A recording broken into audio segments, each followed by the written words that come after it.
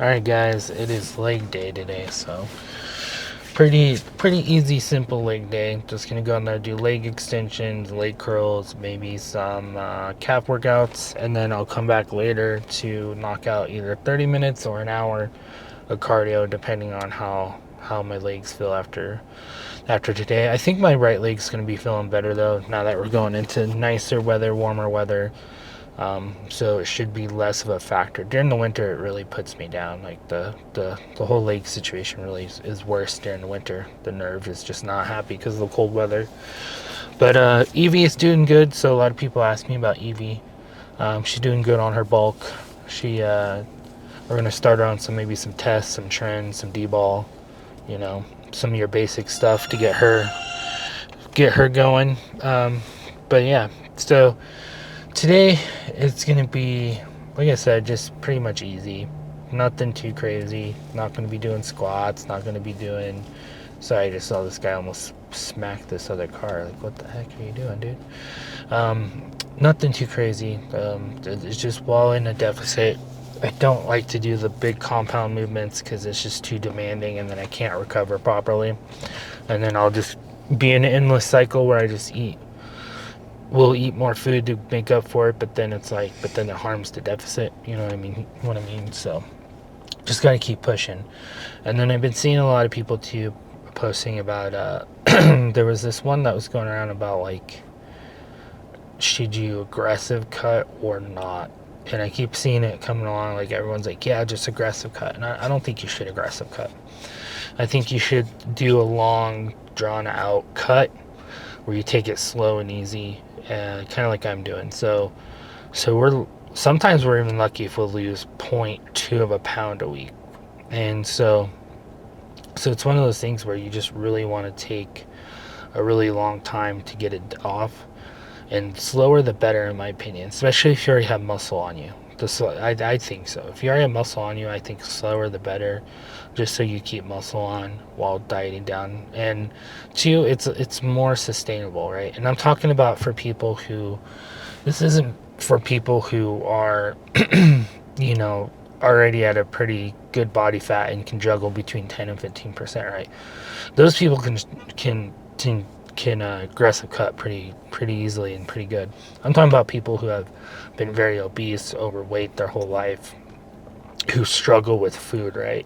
It's to make it sustainable and um, to make it not as hard when you're like 300 pounds plus. You want to take it slow and sustainable, because if you go too fast, then you're just gonna self-sabotage, and then you're gonna get a bunch of crumble cookie, you're gonna go get a bunch of junk food because you just restricted yourself so much. So like for example, if one person, here's how the way I look at it, say they're 400 pounds, make slight changes at a time. They started the gym, they started working out, they started doing cardio, like awesome, perfect, right? But their diet is still not locked in, right? I rather have that starting, like their workout routine and getting in the gym and doing all that, than their diet locked in. Because say they go, say they're at, so say let's just say that their maintenance calories is 3,800. They need to be at 3,000 calories to lose weight. Okay, I don't want them eating just pure 3,000 calories of whole foods, right? Because they're just going to give up. They're going to hate it. They're going to hate their life, and they're just going to fully give up on it. I want that 3,000 calories to maybe include a crumble cookie, or half of a crumble cookie, or like McDonald's, or something that they used to eat a lot of. So then they still get that satisfaction of like eating that food, but they're still like 80-20, right? So they're 80% whole food, 20% bad. So I'd rather have that than 100% clean eating right away, straight cutting like crazy, because they're going to be more successful. And I'm talking, like I said, I'm talking about people who weigh over 300 pounds and people who are like, on 600-pound life and, and stuff like that. That's the way I would do it. I would not put them on an extreme, just like high protein, low carb diet, and like you have to 100% stick to this, blah, blah, blah. I wouldn't do that right away. I have them ease into it. And then eventually they'll get to the point where there's like, I'd rather just have the whole food, because it's happened to me. So it's kind of cool. But anyways, let's get in there and get started on this leg day. And then I got to start with glutes and all that stuff. So I'm going to take some pre and then get started on glutes. And time we get done with glutes and warmed up and everything and start getting into the leg day, the pre-workout will be hitting me. So let's get in there and get started.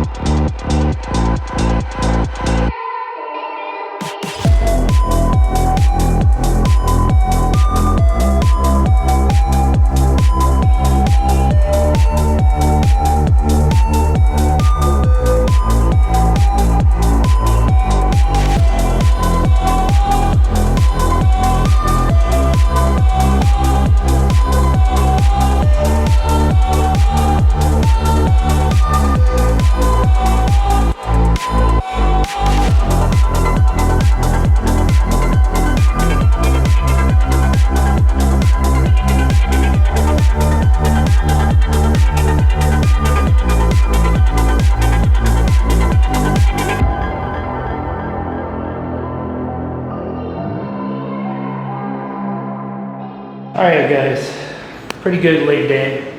So I think tomorrow's gonna either be a rest day with full day of eating, or it'll be kind of a later rest. But let's take a look how the legs looking. I feel like the legs are leaning out more than here. Looking pretty decent.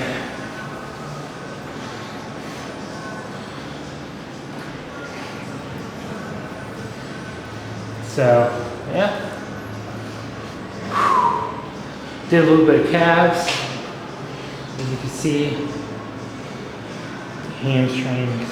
Yeah, I don't know, it's looking pretty decent. But I don't know if I hurt my back yesterday or if it's just extra sore. For some reason, yesterday after back day, I was like reaching for something or something. It felt like a weird pull on this left side. And now it's like extra sore.